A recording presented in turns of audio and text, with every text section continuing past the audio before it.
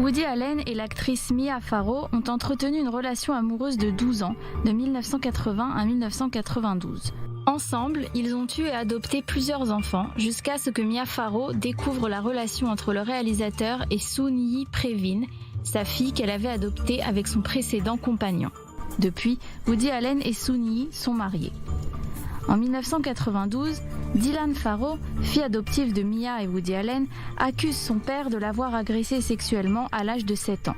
À l'époque, plusieurs témoignages de membres du personnel de la famille affirment avoir observé des comportements étranges de la part du réalisateur. Depuis, la famille s'écharpe avec le clan Farrow d'un côté, soutenu notamment par le fils biologique de Mia et Allen, Ronan Farrow, et le clan Allen de l'autre, mené par Moses Farrow. En 2014, Dylan Farrow réitère ses accusations dans une lettre ouverte dans le New York Times. Quel est votre film préféré de Woody Allen ? Avant de répondre, sachez que lorsque j'avais 7 ans, Woody Allen m'a prise par la main et m'a conduite dans un grenier sombre, semblable à un placard, au 2e étage de notre maison.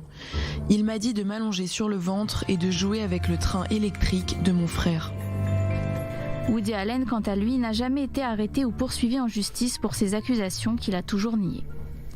En 2017, en pleine vague MeToo et de l'affaire Weinstein, Dylan Farrow témoignera de nouveau, et les premiers effets se font ressentir sur la carrière de Woody Allen. L'industrie du cinéma se désolidarise peu à peu et Amazon annule la sortie américaine de son dernier film, Un jour de pluie à New York. Ronan Farrow, journaliste à l'origine de l'enquête révélant les agressions sexuelles d'Harvey Weinstein, n'a de cesse, aux côtés de sa mère et sa sœur, de dénoncer les dérapages sexuels de son père et la culture de l'impunité qui l'entoure. Dernièrement, c'est un documentaire choc, Allen vs Farrow, qui revient sur toute cette affaire en s'appuyant sur des films personnels, des documents juridiques et enregistrements sonores jusque-là jamais divulgués.